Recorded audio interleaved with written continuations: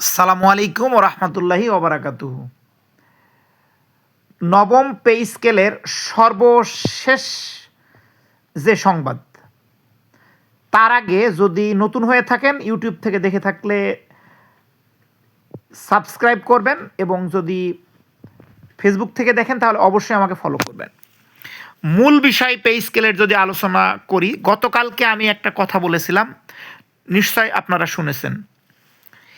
এই পে স্কেলটা বাংলাদেশের বৃহৎ যে রাজনৈতিক দল, বাংলাদেশ জাতীয়তাবাদী দল, এই জাতীয়তাবাদী দলের হাইকমান্ড থেকে কূটনৈতিক তৎপরতা চালাতে হবে অন্তর্বর্তীকালীন সরকারের উপদেষ্টাদের সাথে, এমনকি মাননীয় প্রধান উপদেষ্টার সাথেও এই বিষয়ে সর্বোচ্চ যোগাযোগ করতে হবে। এটা আমি গতকালকে বলেছিলাম।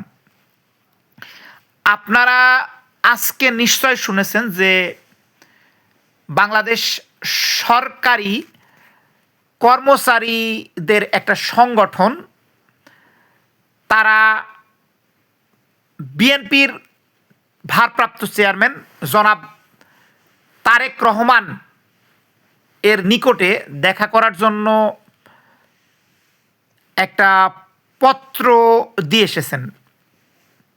তার মানে এখন সবাই বুঝতে পেরেছে যে বাংলাদেশ জাতীয়তাবাদী দলের যে হস্তক্ষেপ অন্তর্বর্তীকালীন সরকারের সাথে, মানে ওনাদের যে কূটনৈতিক তৎপরতা, মানে হাইকমান্ড থেকে, এটা সরকারি কর্মচারীর সংগঠন সবাই বুঝতে পেরেছেন। এবং বোঝার ফলে আজকে যেহেতু দিয়ে এসেছেন, আমরা মনে করছি খুব দ্রুতই জাতীয়তাবাদী দলের যে কর্ণধার জনাব তারেক রহমানের সাক্ষাৎ পাওয়া যাবে, এবং সাক্ষাৎ পাওয়া গেলেই আমাদের বিশ্বাস উনি বাংলাদেশ সরকারি কর্মচারীদের নিরাশ করবেন না। কারণ উনি জানে যে বিগত প্রায় 10-11 বছর কোনো পে স্কেল হয়নি।